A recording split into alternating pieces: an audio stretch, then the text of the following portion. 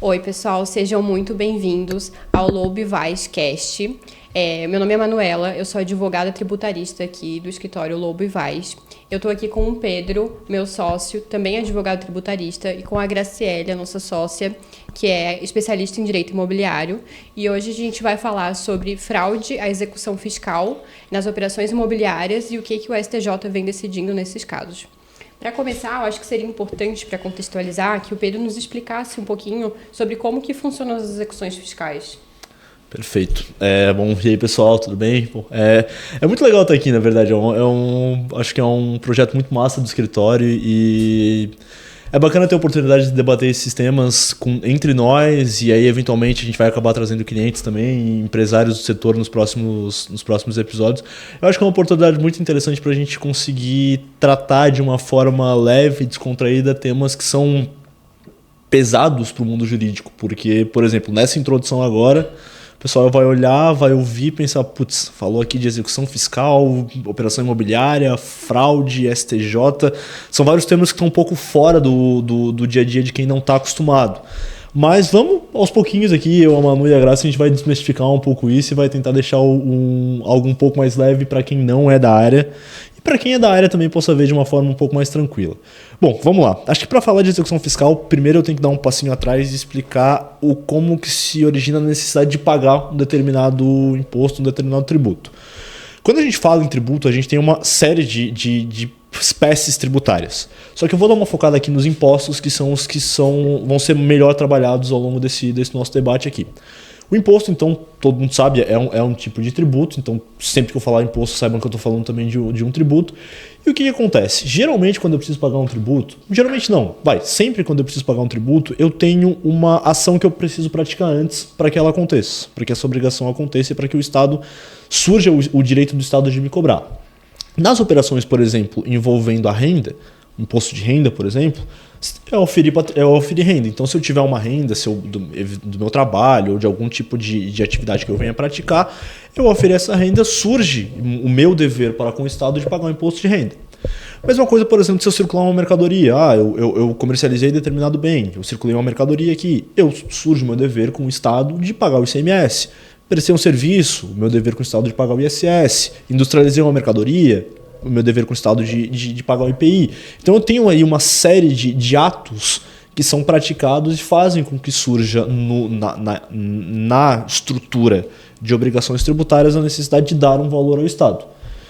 Nas operações imobiliárias, eu tenho, via de regra, os impostos eles são muito mais visíveis quando eu falo dos impostos sobre o patrimônio. E aí os impostos sobre o patrimônio eu tenho 3 que são os principais, cada um para um tipo de ente. O primeiro deles, para a União, que é o ITR, que é o imposto que recai sobre bens que estão ali em área rural. Eu tenho o ITCMD, que é um imposto de competência dos estados, então quem me cobra Santa Catarina, Rio Grande do Sul, São Paulo, enfim, onde eu estiver. E ele recai quando há operações de doações ou heranças, ou transmissão de heranças por eventual falecimento de alguém. E tenho ainda o IPTU, que é de competência dos municípios, que ele recai quando eu tenho a propriedade sobre um imóvel territorial em área urbana. Então, esses são os 3 principais impostos que eu tenho quando eu estou falando de patrimônio, quando eu estou falando ali dessas operações imobiliárias. Sempre que eu vou tratar delas, eu preciso me atentar ao recolhimento de um desses 3, de 2 deles ou de 3 deles. 3 deles é muito difícil porque o IPTU e o ITR geralmente eles são conflitantes, porque um é área rural e outro é área urbana, mas 2 deles às vezes eu posso ter que recolher, se não pelo menos um é certo. Eu sempre preciso fazer essa análise. E aí, esse é um panorama geral do que a gente tem em termos de impostos sobre operações que podem incidir na área imobiliária. Entrando na área da execução fiscal, como que pode surgir uma execução fiscal sobre esse tipo de atividade? Vamos supor que eu tenha ali um imóvel, tenho, sei lá, o nosso escritório fica aqui no Estreito, aqui em Florianópolis, vamos supor que eu tenho um apartamento aqui na rua ao lado do escritório.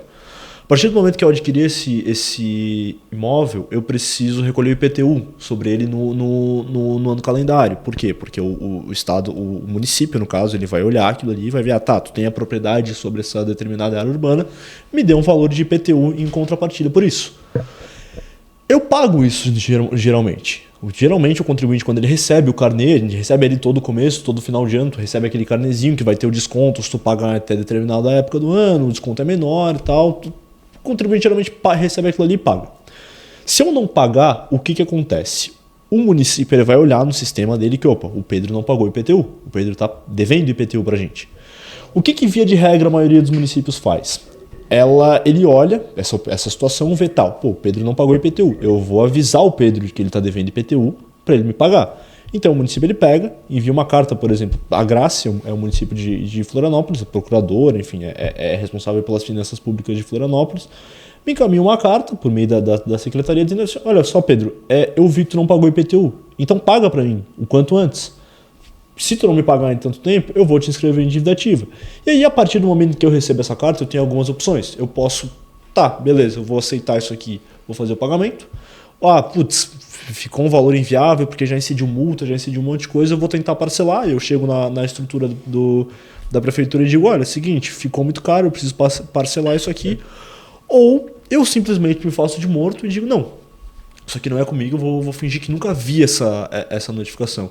Ou existe uma quarta hipótese, eu realmente nunca vi essa notificação. Ela pode chegar, sei lá, na carta de correio, eu posso estar viajando, posso estar fora da minha cidade, alguém pode pegar para mim e pode nunca me avisar. Então, assim, existem ou eu posso simplesmente agir de má fé e não pagar.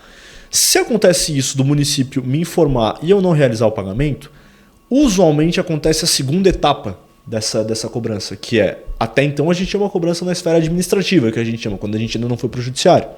A partir do momento em que se encerra essa possibilidade de cobrança, essa possibilidade de discussão na esfera administrativa, eu passo para a esfera judicial por meio da execução fiscal.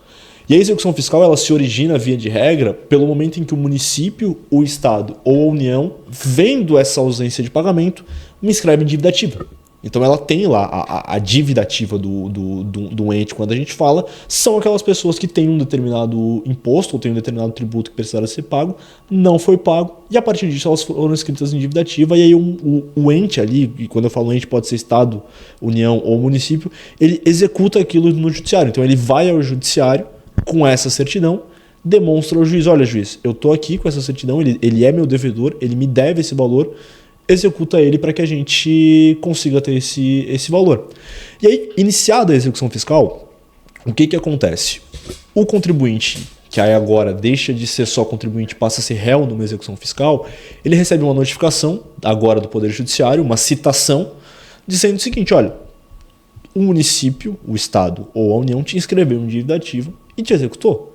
Tu tem que pagar isso aqui, tu tem 30 dias para pagar isso aqui, ou oferecer bens à penhora, isso é uma coisa que a gente pode discutir um pouquinho mais na frente, o que significa esse termo, ou apresentar um pagamento, parcelamento, oferecer bens à penhora, ou ainda o contribuinte ele tem uma terceira opção que eu acho que eu não vou falar ela agora, acho que se surgir em algum momento do debate a gente consegue conversar um pouquinho melhor, mas usualmente é essa carta que tu recebe, dizendo, olha, paga, me oferece algum bem e apresenta uma defesa, me oferece algum patrimônio e apresenta uma defesa, se tu não fizer isso eu vou bloquear os teus bens. E aí o contribuinte ele passa a ter essas opções na mesa. Eu posso simplesmente olhar e dizer, beleza, já ganhei um tempo demais aqui, já não vale a pena, eu vou pagar. Não, isso aqui eu acho que não é justo. Eu vou oferecer um bem à penhora, vou depositar o dinheiro em juízo e vou apresentar uma defesa. Ou eu posso fazer a mesma coisa que eu fiz lá no começo, de não, dane-se isso aqui, eu não quero nem saber. E aí entra o momento de constrição patrimonial, porque corre o prazo, o juiz vai ver que, o Pedro recebeu isso aqui, o Pedro foi citado e o Pedro não fez nada. Então, beleza, então eu vou mandar ali os institutos que eu tenho aqui dentro, passa em júri, cisbajude, essas coisas todas, para bloquear os bens que o Pedro tenha. Esse resumo todo da ópera é a execução fiscal. Então, quando a gente fala em execução fiscal, a gente está falando exatamente disso, de um título que o poder público precisou levar ao judiciário para cobrar do contribuinte. Muitas vezes esse título pode ser ilegal, ele pode ter ali algum problema que pode ser questionado, mas execução fiscal, via de regra, é isso. É o ente público movendo um processo contra o contribuinte por uma obrigação tributária. Olá, pessoal. Deixa eu só fazer a complementação aqui, né? Com base nisso, o que vai interferir dentro de uma operação imobiliária? Porque fazer esse levantamento dessas informações, a gente pode pensar em dois aspectos. Primeiro que são ali os débitos propter rem, que são os tributos que acompanham o imóvel. Então, para quem está adquirindo, é interessante, na verdade é necessário fazer o levantamento dessas informações para verificar se de fato é algo interessante a investir, se vai ter alguma influência ou não, né, na aquisição, o que de fato aquele valor pode impactar nessa operação. E um segundo ponto que a gente vai tratar depois, que é sobre a fraude à execução fiscal. Porque não é apenas ali um risco de você eventualmente ser responsável por uma dívida tributária, mas você correr o risco de perder um imóvel em razão disso. Isso, muito bem, Graça. E tu puxou um tema que eu sinto que eu preciso falar, que é uma coisa que me incomoda quando a gente fala nessas obrigações tributárias propter rem. O STJ é pacificado nisso, a doutrina imensamente entende isso, e o próprio STN, o Código Tributário Nacional, ele tem um artigo, que é o artigo 130 e o artigo 131, que prevê isso. Que o que é? As obrigações propter rem são aquelas obrigações tributárias, quando a gente fala em tributos aqui, que saem da pessoa física responsável, da pessoa jurídica responsável e perseguem o bem. Então, acompanham o imóvel, exato. Então, por exemplo, o IPTU. O IPTU ele é visto como uma obrigação tributária propter rem. Por quê? Porque ele vai junto com o imóvel, independente de eu trocar a titularidade dele, independente de eu vender ele. Isso a gente chama no Código Tributário Nacional, e o STJ reconhece dessa forma, e a doutrina também vê dessa forma, como uma responsabilidade sucessória. Então, ali o Código Tributário, no artigo 130, ele é muito claro em que as operações em que tiver impostos que envolverem patrimônios ou esses tipos de operações, as obrigações desses tributos acompanham o imóvel, então o adquirente ou o sucessor dessa operação precisa recolher esse tributo. Eu sou uma pessoa que às vezes tem uma mania de me filiar a pensamentos que são perdedores, porque um desses exemplos é o que meu time de futebol é o Figueirense, então isso tem um problema, já demonstra já demonstra um apego a coisas que nem sempre são tão vitoriosas assim. Mas eu sou da posição de que essa obrigação propter rem, ela desfigura um pouco a própria obrigação e a própria construção da ideia de uma obrigação tributária. Por quê? Porque, como a gente estava comentando aqui, o tributo e a obrigação tributária ela surge a partir de um ato. Esse ato é o que a gente chama geralmente de fato gerador. Então eu tenho um fato que eu pratico que gera uma obrigação tributária, o fato gerador. Renda, imposto de renda. O fato que eu vou precisar praticar aqui é auferir renda. Imposto sobre serviço, o fato que eu vou precisar praticar é prestar um serviço, circular mercadoria. O IPTU, por exemplo, ou o ITCMD, mas vamos ficar no IPTU, que é o imposto, acho que ele é mais visível para as pessoas normalmente. Ele é o imposto que ele incide para quem tem a propriedade de um imóvel. Só que, e é isso que constrói nele essa ideia de que ele acompanha o bem. Por quê? Porque ele incide sobre a propriedade. Então, se hoje o imóvel é meu, eu sou o proprietário dele e eu recolho IPTU. Se amanhã eu vender esse imóvel para a Graça é proprietária dele e ela recolhe IPTU. O problema que eu vejo nessas operações propter rem, nas execuções fiscais, qual é? Ele acompanha o imóvel e não o sujeito passivo. Porque, vamos lá, se eu tenho uma execução fiscal que foi movida contra mim em 2019 por um débito, por um IPTU que eu não paguei em 2018, a responsabilidade pelo pagamento do IPTU é minha. O Estado, o município me cobra desse IPTU.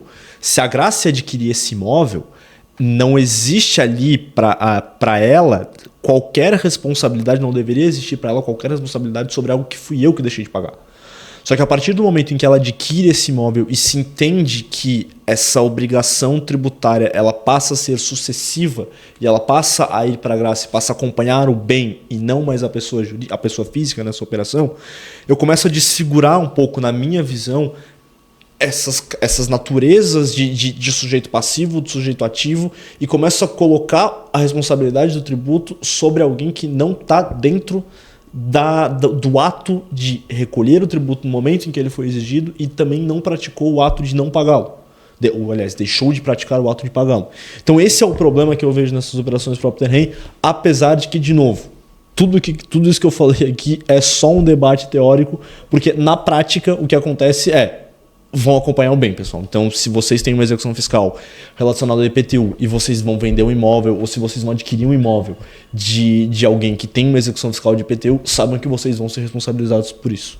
Depois a gente até vai dar uma faladinha sobre a importância de ser diligente, né? Mais pra frente a gente vai falar sobre a importância do adquirente ser diligente nesse caso, mas pode falar, Graça. Não, é que eu só ia fazer uma complementação. É que quando a gente fala sobre execução fiscal, para que esse comprador ele realmente se atente, não necessariamente precisa de uma ação em curso. Então, basta a inscrição em dívida ativa. Então... Que é o tema 290 do STJ que a gente vai falar agora. Exatamente. Eu até queria, Pedro, já que a gente terminou esse assunto propriamente dito, explicando para o pessoal sobre execução fiscal, eu queria que tu desse um exemplo para a gente na parte envolvendo imobiliário, como que acontece a fraude à execução fiscal, como um exemplo clássico de fraude à execução fiscal no direito imobiliário, para o pessoal entender o nosso próximo passo aqui. Pô, fazer pergunta sobre direito imobiliário na frente da Graça, tu me coloca numa posição... A Graça pode complementar, ou a Graça pode responder, e depois fala do aspecto da fraude na execução, propriamente dito. Eu acho que é interessante começar fazendo a divisão, né? Dos critérios de como ocorre ali o reconhecimento da fraude e execução em uma execução comum, né? Vamos colocar dessa maneira. Isso. E quando ocorre ali o reconhecimento em uma execução fiscal. Tá, boa. Então, a gente tem hoje dois entendimentos pacificados do STJ, duas grandes posições do STJ. O tema repetitivo 243, se eu não estou enganado, esse é o número, e o tema repetitivo 290. O 243 ele fala das execuções de natureza não fiscal, então são execuções que não envolvem necessariamente um tributo, sei lá, uma cobrança que não foi... que a Graça fez contra mim que eu não paguei. Ela executou esse contrato, ela foi lá e me executou judicialmente para que eu pague. Nesses casos, também existem alguns aspectos ali relacionados à fraude. Eu posso... Porque... Vamos eu não lembro, não sei se a gente chegou a deixar muito claro o que é fraude à execução fiscal. Eu acho que isso que a gente dá... Seria um ponto importante para começar. A gente tem... Quando eu digo fraude à execução fiscal, eu estou querendo dizer o quê? Que existe uma execução fiscal contra mim e eu vou fraudar ela de uma forma que eu não precise pagá-la. Por exemplo, eu tenho, e aí esse vai ser um exemplo que vai durar aqui todo o nosso debate, que eu tenho um imóvel, tenho um apartamento, sei lá na Casa do Chapéu, e é o meu único imóvel. Antes de acontecer qualquer coisa ali, qualquer determinação de bloqueio, qualquer coisa, eu vendo esse imóvel. Então eu estou me desfazendo desse imóvel. Eu posso, realmente existe a possibilidade de eu não saber que eu estou sendo executado, ou não me atentar e vender. Mas existe também a possibilidade de eu estar agindo de má fé, eu não quero que isso aqui seja bloqueado, eu vou vender isso aqui de uma vez, vou me desfazer logo desse bem para não ter nenhum tipo de bloqueio. Esse ato de eu vender um bem ou de eu me desfazer de um bem enquanto eu tenho uma execução ou enquanto eu fui inscrito em dívida ativa, ele é para fins exclusivos de não pagar e de não honrar com essa execução, de fraudar a execução. O termo é realmente esse, é fraudar a execução para quê? Porque se eu não tenho bens, eu não tenho como pagar. E aí se eu não tenho como pagar, o processo ele vai correr e no final das contas eu vou entender que o Pedro não tem patrimônio nenhum, por mais que eu declare ele aqui como realmente responsável por isso, eu não vou conseguir exigir dele. Então, a fraude de execução é isso, é quando eu tenho um patrimônio e eu me desfaço de todo esse patrimônio para não precisar pagar essa execução. Então essa é a fraude à execução. E aí a gente tem duas espécies de discussão sobre isso, que é quando eu tenho uma execução que não é o Estado que está me cobrando, é um terceiro, e quando eu tenho uma execução em que é o Estado que está me cobrando um tributo. No caso de uma execução em que não é o Estado, eu entro lá nas regras do recurso repetitivo 243, que existe ali uma possibilidade de eu demonstrar que eu estou adquirindo um bem de boa fé, mas eu tenho ali alguns critérios que eu preciso demonstrar. No caso, para uma execução não fiscal, para você de fato ter o reconhecimento da fraude à execução, você precisa ter ali uma ação de execução em curso, né? Isso. Deve existir um pedido de penhora e essa penhora ela está ali averbada na matrícula. Então, são informações que aquele adquirente, né, vamos pensar assim, ele consegue ter acesso. Então, você demonstrar ali que existe uma ação de execução em curso, que existe uma averbação na própria matrícula, e aí vem outros critérios, que é a demonstração de que realmente não existe nenhum outro patrimônio suficiente para a quitação daquela dívida. Esses são aí, no caso, os elementos. Existem alguns casos que fogem dessa regra. Por exemplo, se o próprio devedor ele transfere esse imóvel para um filho dele, não necessariamente precisaria estar averbada na matrícula, porque subentende-se que esse filho tem conhecimento já dessa ação, que tem conhecimento da intenção de transferência. Então, já existem, inclusive, decisões judiciais que afastam alguns critérios objetivos de caracterização em razão da própria demonstração da má-fé. Então, existem alguns casos que fogem, mas, em regra, é isso. É uma ação de execução em curso, existe ali uma averbação da penhora na matrícula do imóvel, ou uma averbação premonitória, então tem ali uma publicidade da existência de uma ação, que é uma ação de execução. Perfeito. Isso, e aí a gente tem outro cenário que é o 290 da execução. Exato. Que aí prevê que eu não, independente disso, se tiver a certidão, a inscrição em dívida ativa, independente da boa fé, independente do que aconteça, salvo aquelas exceções que agora tu vai me lembrar porque eu esqueci, mas salvo algumas exceções pontuais, eu não discuto a boa fé ou a má fé nesse caso. Exato. Quando a gente fala em uma execução fiscal, a fraude, ela na verdade não necessariamente precisa ter a existência de uma ação de execução em curso. Isso, então, perfeito. ela acontece ali na fase administrativa, então a partir do momento da inscrição em dívida ativa, então como você explicou ali inicialmente, né? Tem aquelas fases de cobrança administrativa e caso não seja possível resolver, passa para judicial. Então, nesse caso, mesmo falando, né, sobre fraude e execução, não existe uma execução em curso, não necessariamente. E o simples fato de existir a inscrição em dívida ativa, o STJ reconhece ali uma presunção absoluta de fraude à execução. Uhum. Então, o único critério que você consegue discutir, ou seja, afastar essa fraude pensando agora no adquirente, que comprou aquele imóvel e, de repente, recebe ali um mandado de citação de uma ação buscando a anulação da compra e venda, que é o efeito no caso, né? E aí ele vai se defender. Como que ele consegue? O único critério seria demonstrar que na oportunidade da compra ele buscou ali todas as diligências necessárias para saber se aquele vendedor possui ou não bens passíveis ali, suficientes para a quitação daquela dívida. Fora isso, existe já uma presunção da fraude à execução fiscal, no caso.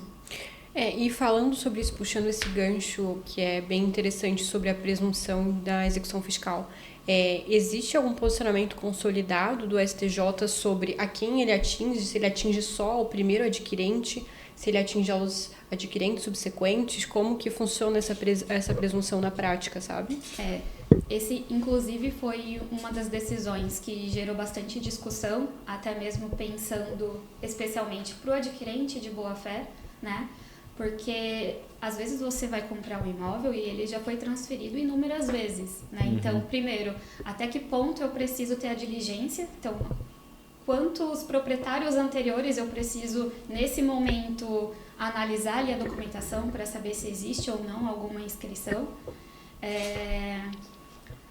Mas, assim, Já partindo de forma bem objetiva, já existem decisões judiciais, inclusive do STJ, reconhecendo a fraude à execução em alienações sucessivas. Ou seja, mesmo que não o proprietário, o último proprietário que vendeu, não seja ele de fato a pessoa que possui uma dívida, mas o proprietário anterior, se essas transferências ocorreram ali, quando já existia inscrição em dívida ativa, se reconhece a fraude à execução.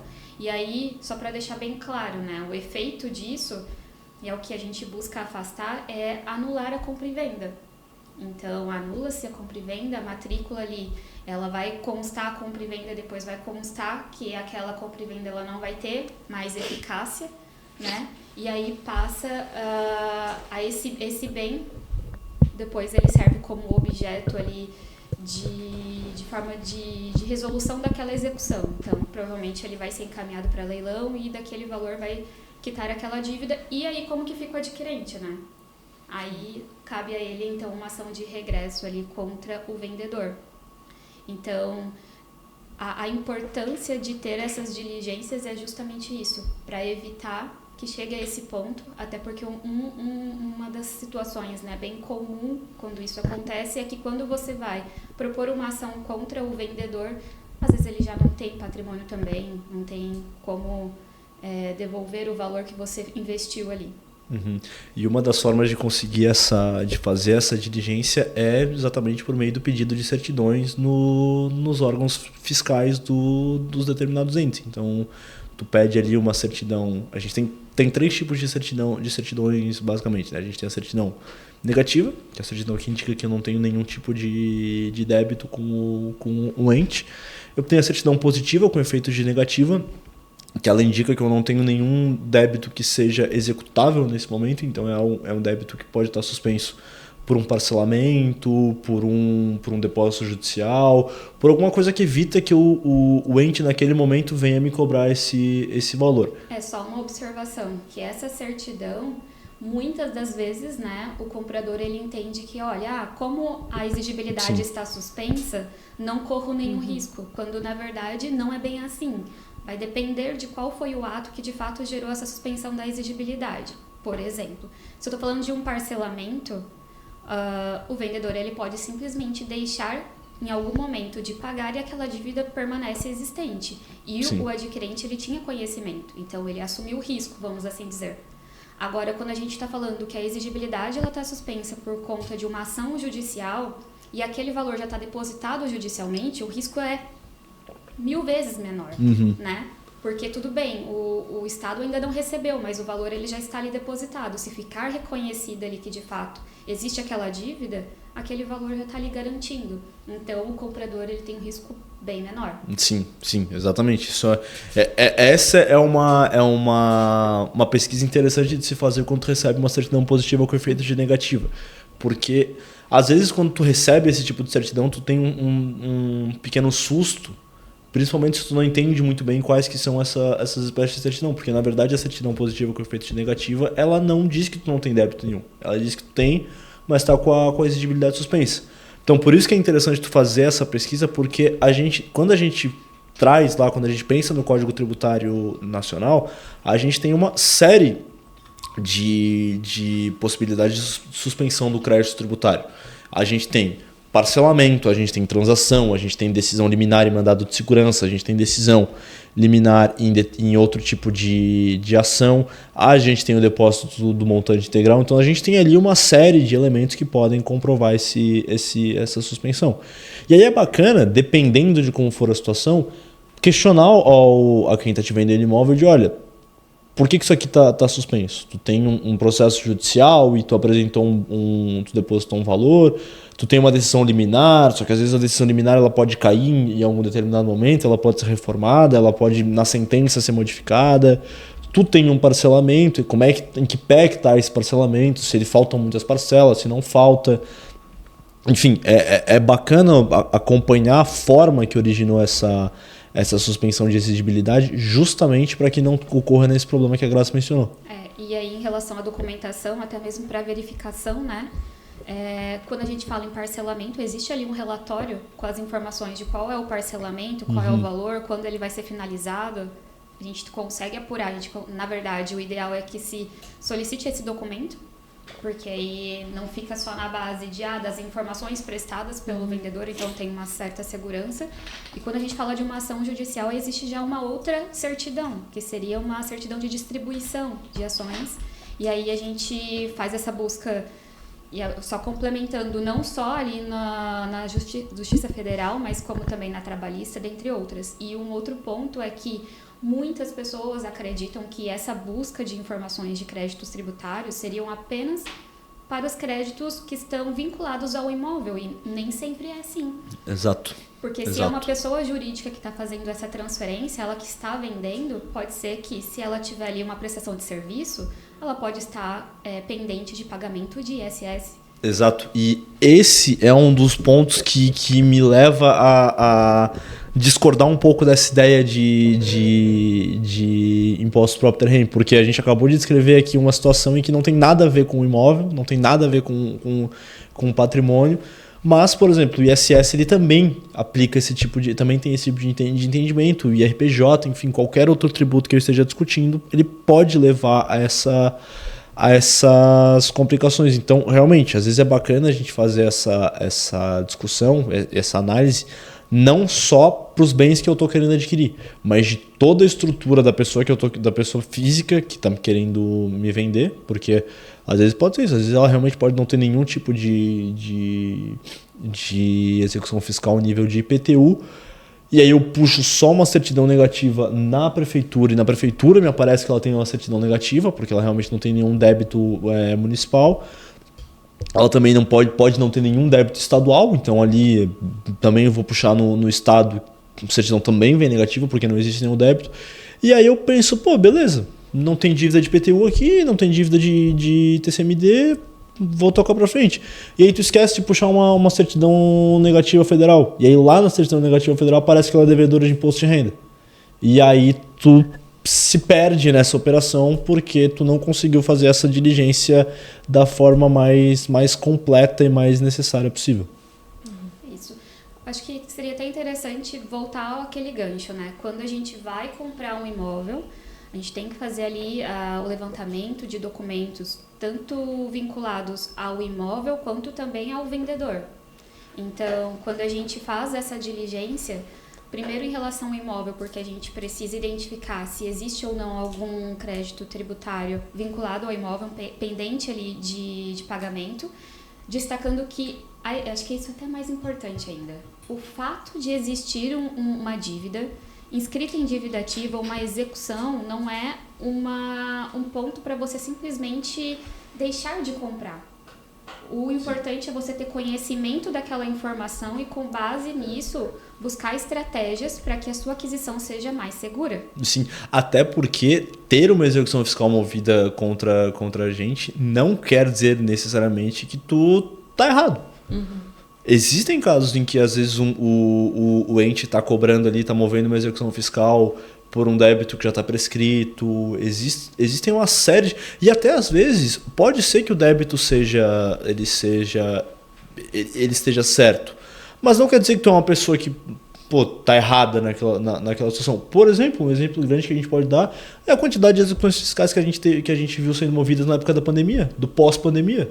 E inclusive isso foi tão grande que foi a partir da pandemia que a gente começou a ver o surgimento e a estruturação de um instituto tributário que até então era muito esquecido, que é a transação tributária, que é a possibilidade de tu fazer um parcelamento com a Procuradoria, no caso da transação em nível nacional, com a Procuradoria-Geral da Fazenda Nacional. Porque quando eu falo, quando parece, assim, quando a gente discute aqui, eu tô querendo comprar um imóvel de alguém que tem execução fiscal, parece que eu tô querendo comprar um imóvel de um bandido, de alguém que tá sonegando. Sim. E não necessariamente. Às vezes pode ter acontecido qualquer coisa na vida da pessoa que ela não conseguiu honrar com as obrigações tributárias dela e tudo bem, normal, acontece, não deveria acontecer, mas acontece. Existem casos em que a pessoa realmente, não vou pagar porque não quero, porque eu sou contra isso, e aí a gente tem um outro problema. Uhum. Mas não é porque eu olhei o imóvel, gostei, fui conversar com o adquirente, fiz essa varredura que identifiquei uma certidão, uma certidão ali que identifiquei um débito, que eu vou presumir que ele é uma pessoa horrível e eu não vou comprar o imóvel. Não, existem formas. E assim, dependendo de como for feita essa operação, eu posso inclusive olhar para aquilo e pensar, tá, pô, é uma execução fiscal que está em nível federal. Cara, e se eu propor um acordo com esse vendedor e operacionalizar uma transação tributária? Porque a transação tributária ela é uma ferramenta que na prática ela acaba sendo um parcelamento, mas ela é um parcelamento para tributos que já estão em dívida ativa. Então a gente tem ali, quando a gente traz lá no CTN as hipóteses de suspensão de exigibilidade, a gente tem o parcelamento e a gente tem a transação. O parcelamento, ele é quando a Receita Federal está me exigindo aquilo, mas ela não tem uma execução fiscal. Por exemplo, aquele primeiro exemplo que eu citei lá, eu recebi a carta do município de Florianópolis dizendo, olha Pedro, tu deve IPTU. Isso aqui, se eu for do município e conseguir negociar, eu tenho um parcelamento. Agora, se já for movida a execução fiscal e nessa execução fiscal o município de Florianópolis tiver estrutura para fazer uma transação, por quê? Porque já está em dívida ativa, eu tenho a transação e é um parcelamento de um débito que já está em execução fiscal. Então isso às vezes pode ser uma medida interessante também na hora de negociar com o vendedor de olha, eu estou vendo que existe esse débito aqui, eu estou vendo que essa execução fiscal aqui não tem nada que possa ser feito para ser extinto. Talvez tu não tenha patrimônio necessário para arcar com ela na totalidade. Vamos negociar aqui, vamos fazer uma transação. Contrata um advogado especializado para fazer essa parte. Enfim, hoje em dia tem uma série de formas de conseguir negociar essas transações. Existem editais que é literalmente tu entrar no site do Regularize, apertar um botão, 2 ali e aderir. Ou, dependendo de como for, tu pode ir direto na Procuradoria-Geral da Fazenda e negociar mais diretamente com ele, dependendo do montante da operação. Então isso é bacana também de sempre ser analisado. Eu diria que para a pessoa que vai comprar um imóvel, a primeira fase é fazer o levantamento dessas certidões. Não são os únicos documentos, mas como a gente está falando especificamente desse tema, levantar essas certidões de negativa de débitos tributários, e aí a gente fala no âmbito municipal, estadual e federal, como você mencionou. Se identificado ali a existência de algum débito, se ele está com a suspensão ali, com a exigibilidade suspensa, identificar o motivo pelo qual ela está suspensa para poder fazer essa análise. Agora, se ela está apenas positiva, né, indica ali a existência de um débito, o segundo passo seria verificar se aquele vendedor ele possui bens suficientes para quitação. Porque se ele tiver como comprovar isso, afasta o reconhecimento da fraude à execução, porque consegue demonstrar a boa-fé do adquirente, né? Isso. E aí, um terceiro e último passo que a gente poderia fazer é justamente isso que você está propondo. Então, eu posso incluir essa informação e trazer ela como parte da negociação. Então, vamos supor, se a gente tem ali um imóvel sendo vendido por 1 milhão e a gente sabe que tem ali dívidas de 200 mil, então vamos lá. Parte desse valor eu vou reter, porque o próprio comprador vai regularizar essa dívida e o saldo remanescente eu entrego ali para o comprador. Para o vendedor. Então, é uma forma do comprador se sentir seguro, né, em relação a essa transação, em relação a essa eventual dívida, e aí os riscos realmente praticamente zero. Então, existem diversas estratégias que podem ser utilizadas a partir do momento que você tem ali o conhecimento daquela informação. O que muitas das vezes acontece é que eu vou comprar o imóvel. O único documento que o adquirente pensa em analisar é a matrícula. E aí, como a gente está falando em uma fraude à execução fiscal, essa informação ela não vai estar na matrícula. Então, é realmente aquela questão, é um risco invisível, mas que é real, ele está ali. Então, o primeiro ponto seria realmente ter essa informação qualificada do que tem vinculado ao imóvel e ao vendedor. Então, são todas essas informações que fazem que uma operação seja de fato segura. E, Grace, como que você vê, falando sobre fraude e execução fiscal, como que é o impacto assim, no mercado imobiliário e qual que é a segurança nas transações imobiliárias? A ausência do levantamento dessas informações torna a operação com risco extremamente alto. né? Eu já identifiquei, já presenciei um caso, né, onde o cliente já chegou pra gente com uma decisão ali do STJ, reconhecendo a fraude de execução e onde ele perdeu o imóvel. Um imóvel que ele já fez ali diversos investimentos, que ele mesmo ali, ele morava há bastante tempo e que não tem saída, justamente porque não foi diligente ali no momento da aquisição. É o que a gente mais vê, né? Pessoas adquirindo imóveis e não são diligentes na hora de comprar, né? Às vezes é só vai com o corretor e não busca uma assessoria. E até imóveis de alto valor, imóveis para pessoa jurídica também acontece muito, né? Exato. Hoje em dia tem bastante corretores bem qualificados que já estão bem cientes, né, sobre a importância de fazer o levantamento dessas informações, mas não são todos. Então, a partir do momento que você vai adquirir um imóvel, vamos pensar que o corretor também ele está representando a parte vendedora. Sim.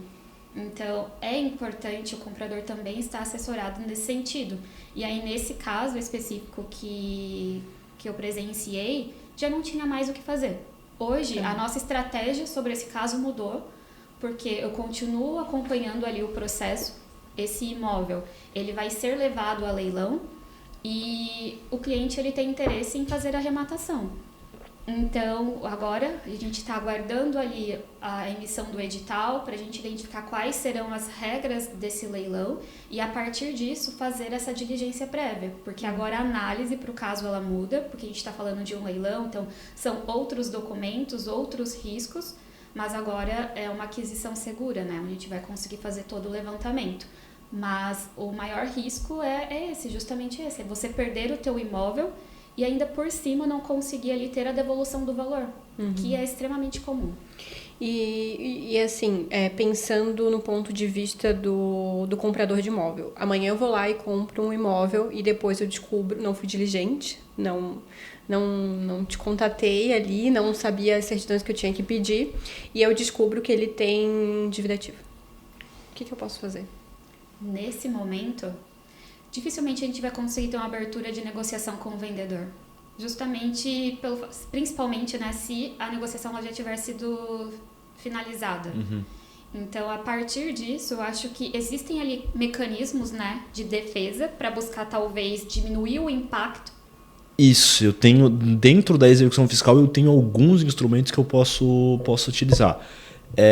Um deles seria, dependendo da situação, eu poderia opor um instrumento chamado embargo de terceiros, é um caso em que eu sou um terceiro interessado, mas eu não sou eu não pratiquei o ato inicial daquela execução. Então é isso, eu adquiri o imóvel e quando eu fui verificar ocorreu uma penhora no imóvel, eu não consigo utilizá-lo mais. Eu posso opor um embargo de terceiro nesse caso, dizendo, olha, eu adquiri de boa fé aqui, realmente, eu comprei dele, eu não sabia. Vai entrar naqueles problemas que a gente discutiu do STJ e dificilmente tu vai conseguir alguma coisa só demonstrando a tua boa fé, mas existem instrumentos ali, tu pode, de novo, tentar uma transação com a Procuradoria-Geral da Fazenda, tu pode até mesmo verificar se aquela execução não pode ser excluída, não pode ser extinta por uma exceção de pré-executividade, que é aquela terceira possibilidade de defesa que eu citei lá no começo, que eu disse que se tivesse espaço a gente poderia citar. Então, assim, existem alguns instrumentos que eu posso utilizar, mas tudo dentro do processo e sem uma garantia de êxito, porque eu já saio do campo de negociação e agora eu estou entrando no campo judicial, o que dificulta muito mais qualquer tipo de sucesso em qualquer tipo de discussão, porque eu não tenho mais duas pessoas negociando, eu passo a ter a figura de um terceiro, que é o juiz, é o Poder Judiciário analisando esse caso, passo a ter ainda a figura do Estado, cobrando um valor que se presume legítimo até que eu consiga desconstituí-lo.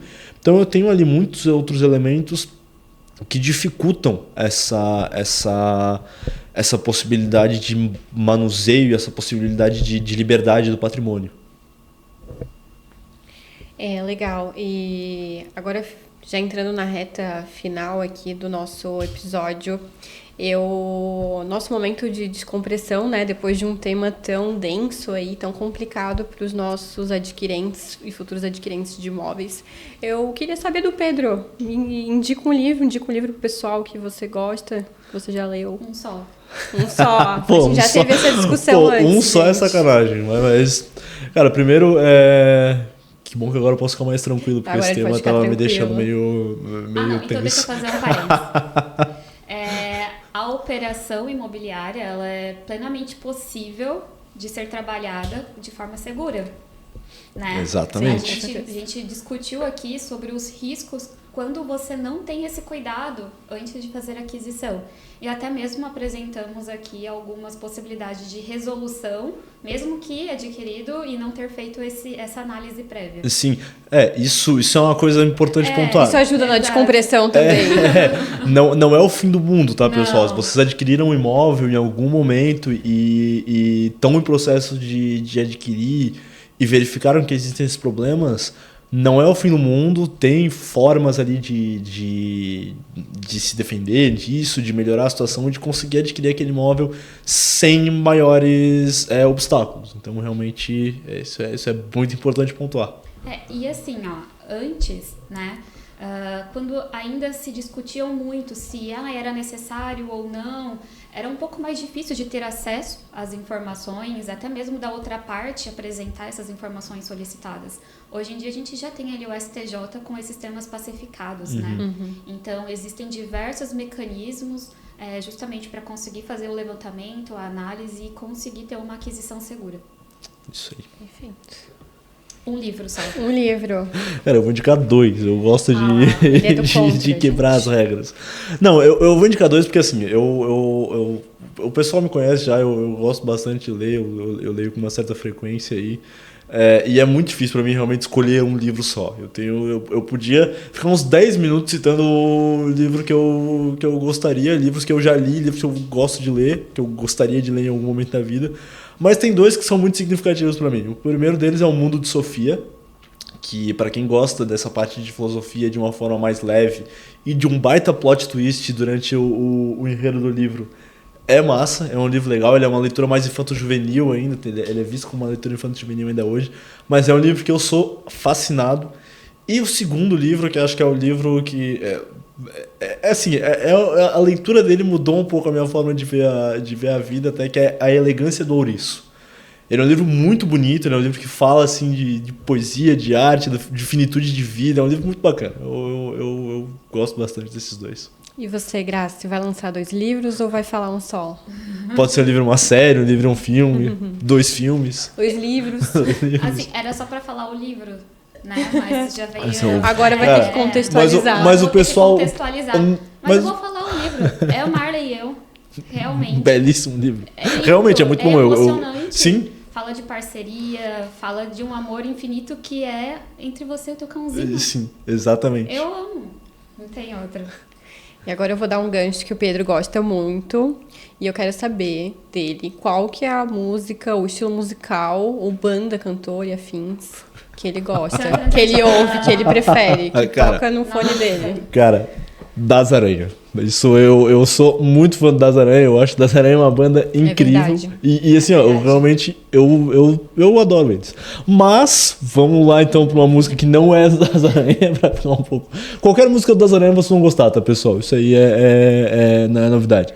Mas tem uma música que eu gosto muito, que se chama Morada, do Forfã. Ela é uma música já antiga, e eu acho que ela tem uma letra muito bonita, então vale a pena ouvir. E você, Grace? Ai, gente, essa parte ficou muito chata. Eu sou bem eclética, então realmente depende do momento. Se eu estou treinando é um estilo, se eu estou estudando é outra, se eu estou só em casa é outra. Mas aí eu vou respeitar as minhas raízes, né? Eu gosto de sertanejo. Perfeito. E agora, pessoal, e a cor de vocês, a cor favorita? Verde. Ufa, pensei que ele ia contextualizar também. Que ele ia fazer uma análise do verde. Muito bom. Não, só verde. Verde, ponto. Então você, Graça. Eu gosto do rosa. Então é isso, pessoal. Finalizando a nossa descompressão e o nosso podcast de hoje. Espero que vocês tenham gostado do nosso episódio que reuniu o direito imobiliário e também o direito tributário. Obrigada, pessoal. Valeu, Obrigada. pessoal. Espero que tenham gostado.